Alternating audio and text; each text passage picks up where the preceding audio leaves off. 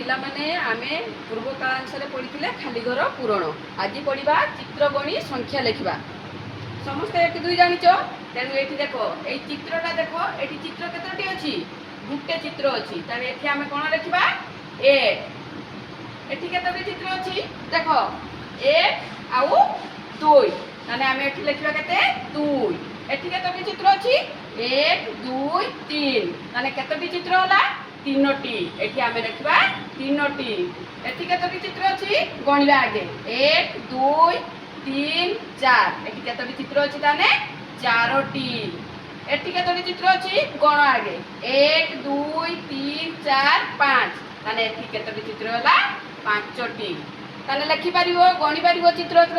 ଏଠି 1, ଏଠି ଲେଖିଲେ ଆମେ 1। ଏଠି 2ଟା ଚିତ୍ର ଦେଇଛି, ଆମେ 1 2, ଏଠି 2 ଲେଖିଲେ। ଏଠି 3ଟା ଚିତ୍ର ଦେଇଛି, 1 2 3। ଏଠି 3ଟି ଚିତ୍ର ଲେଖିଲେ। ଏଠି 4ଟି ଚିତ୍ର ଦେଇଛି, 1 2 3 4। ଆମେ 4 ଲେଖିଲେ। ଏଠି କେତେଟା ଦେଇଛି ଗଣିବା? 1 2 3 4 5। ଏଠି ଆମେ 5ଟି ଚିତ୍ର ଦେଇଛି, 5ଟି ଲେଖିଲେ। ବୁଝିପାରିଲ?